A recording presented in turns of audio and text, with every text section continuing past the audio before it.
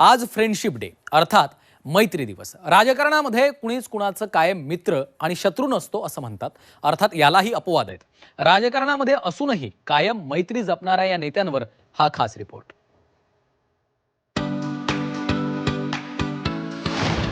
राजकारणाच्या वणव्यात मैत्रीचा गारवा।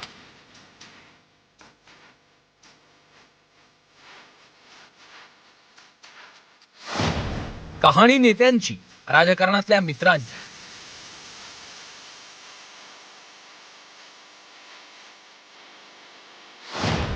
राजकारणातली की दोस्ती तुटायची नाही।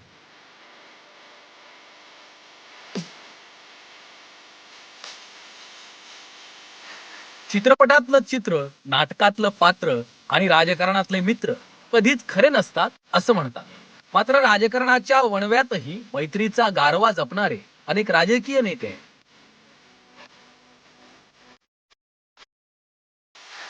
त्यात सर्वात पहिला नंबर लागतो ते राजकारणातले जय आणि वीरू अर्थात पंतप्रधान नरेंद्र मोदी आणि केंद्रीय गृहमंत्री अमित शाह। या दोघा गुजराती राजकारण्यांचा डंका गेल्या दशकभरापासून भारतात गाजतोय। 1980 पासून ते एकमेकांचे मित्र आहेत। मोदी जेव्हा गुजरातचे मुख्यमंत्रीही नव्हते तेव्हापासून त्यांची मैत्री आहे। राष्ट्रीय स्वयंसेवक संघाच्या एका बैठकीत दोघे एकमेकांना पहिल्यांदा भेटले तेव्हा मोदी संघाचे प्रचारक होते तर अमित शहा स्वयंसेवक। 2002 मध्ये मोदी गुजरातचे मुख्यमंत्री झाले तेव्हा त्यांनी अमित शहांना मंत्री बनवलं। तेव्हापासून आजतागायत दोघांची ही दोस्ती कायम टिकून आहे। अनेक प्रकरणांमध्ये दोघांवर आरोप झाले, अडचणीत आले, मात्र दोस्तीचा धागा कधीच तुटला नाही। आता केंद्रात मोदी सरकारच्या तिसऱ्या टर्ममध्येही भाजपचे खरे चाणक्य अशीच अमित शहांची ओळख आहे। देशात नरेंद्र तसं महाराष्ट्रात देवेंद्र फडणवीस यांचा राजकारणातला उजवा हात म्हणजे गिरीश महाजन। संकटमोचक अशी त्यांची महाराष्ट्राच्या राजकारणातली ओळख। फडणवीस नागपूरचे तर महाजन जळगावचे, मात्र तरीही दोघांमध्ये मैत्रीचं नातं जुळून आलं। 2 वर्षांपूर्वी महायुती सरकारची स्थापना असो किंवा राज्यसभा निवडणुकीतली मतांची फोडाफोडी, फडणवीस राजकीय डावपेचांची आखणी करतात तेव्हा त्यांच्या अंमलबजावणीची जबाबदारी अर्थातच महाजनांवर असते। भाजपात फडणवीस महाजन जसे मित्र आहेत तसंच राष्ट्रवादीत अजित पवार आणि धनंजय मुंडे।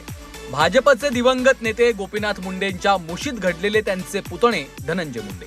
मात्र काकांचा पक्ष सोडून धनंजय मुंडे राष्ट्रवादीत आले तेव्हा शरद पवारांचे पुतणे अर्थात अजित पवारांशी त्यांची यारी दोस्ती जमली। गोपीनाथ मुंडे हे राजकीय गुरु असले तरी राजकारणातल्या कठीण काळात मला आधार दिला तो अजितदादांनी असं ते जाहीरपणे सांगतात।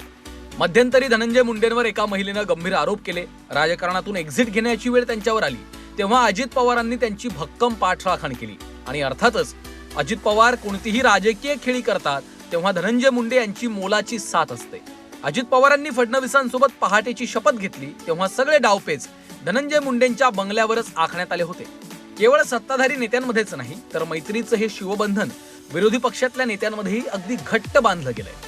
शिवसेना पक्षप्रमुख उद्धव ठाकरे आणि संजय राऊत हे त्याचं उदाहरण। संजय राऊत हे शिवसेनेचे 4 टर्म खासदार आणि सामना या शिवसेनेच्या मुखपत्राचे कार्यकारी संपादक।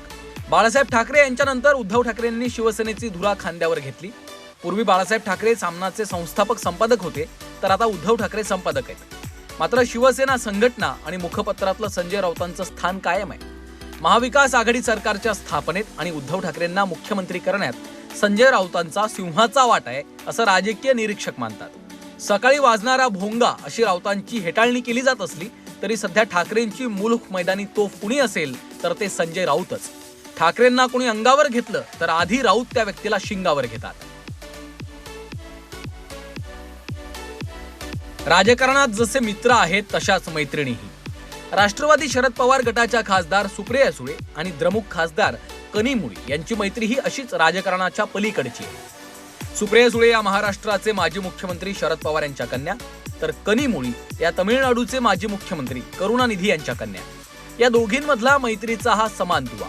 लोकसभेत एकमेकींच्या सख्या शेजारी असलेल्या या दोघी जणी अगदी लोकसभेत बसून ही साडी तू कुठून घेतली, अमुक एक साडी कुठं मिळते अशा टिपिकल गप्पा मारणाऱ्या या दोघी जणी।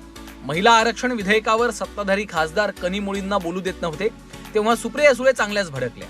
त्यांनी सत्ताधारी खासदारांनाच खडसावलं। 2G स्पेक्ट्रम घोटाळ्यात कनिमोळींची निर्दोष मुक्तता झाली तेव्हा सर्वात जास्त आनंद झाला तो त्यांच्या मैत्रिणीला सुप्रिया सुळेंना। राजकारणात कधीच कुणी कुणाचा कायम मित्र किंवा शत्रू नसतो असं म्हणतात.